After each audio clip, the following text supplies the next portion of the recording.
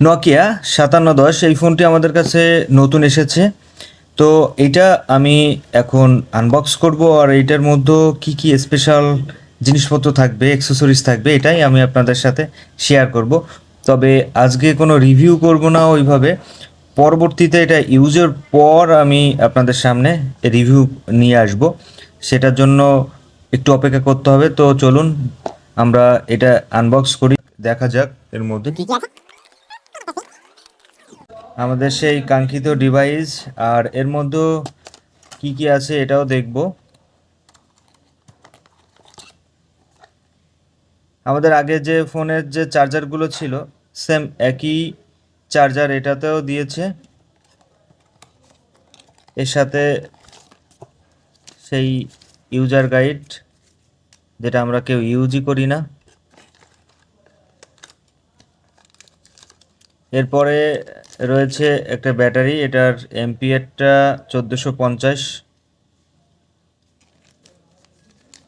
তবে ব্যাটারির কোয়ালিটি ভালো, কারণ নোকিয়া আপনারা সকলেই জানেন যে ব্যাটারি চার্জ খুব ভালো থাকে। আর সত্য কথা বলতে আমার এই জিনিসটা খুবই ভালো লেগেছে। এটা আপনাদের সকলেরই পছন্দ হবে। এই বাডসটা বা পড দেখতে পাচ্ছেন, এখানে কিন্তু নোকিয়ার লোগো দেওয়া রয়েছে। আর এটার কোয়ালিটিটাও অনেক সুন্দর। আমি এটা দিয়ে ইউজ করে দেখেছি। আপনারা এই ফোনের সাথে ইউজ করতে পারবেন। এছাড়া আপনারা আপনাদের স্মার্টফোন বা যে কোনো স্মার্টফোনের সাথে কিন্তু এই বাডস কানেক্ট করতে পারবেন, এবং সাউন্ড কোয়ালিটিটা অনেক সুন্দর। চার্জও অনেক ভালো থাকে। এটা চার্জ করার জায়গাটা হচ্ছে এইখানে, আপনারা চার্জ দিতে পারবেন।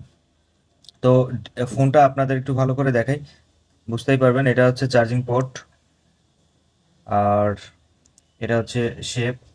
এই যে পাশে কিন্তু এগুলো কিন্তু বাটন, ভলিউম, এটা ডাউন বাটন আর এটা আপ বাটন।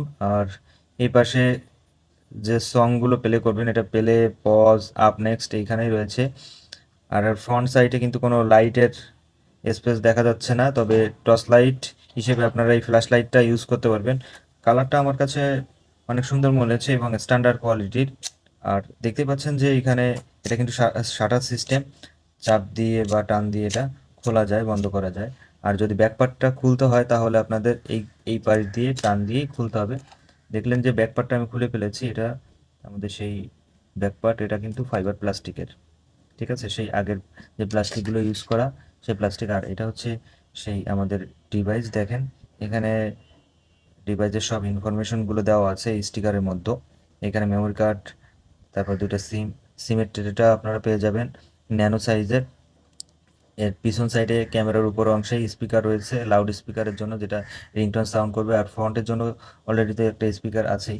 তবে আমার কাছে যে জিনিসটা একটু খারাপ লেগেছে, ফোনটা সাইজে অনেকটা বড়। আসলে ফোনটা যদি একটু সাইজটা ছোট হতো তাহলে আরও বেশি বেটার হতো। তবে কোম্পানি যে জিনিস তৈরি করুক না কেন, তারা চিন্তা ভাবনা করেই তৈরি করে। হয়তোবা কোনো একটা জিনিসের কারণে ফোনটা বড় করেছে। অবশ্য আপনাদের সকলেরই ফোনটা ভালো লাগবে এবং চয়েসেবল একটা প্রোডাক্ট। আর এর কিপ্যাডগুলো কিন্তু ক্রিস্টাল, সহজে কালার ওঠার কোনো সুযোগ নাই। তো ভালো থাকবেন সবাই। এই ছিল আজকের ভিডিও। ভিডিওটি ভালো লাগলে অবশ্যই শেয়ার করে দিবেন।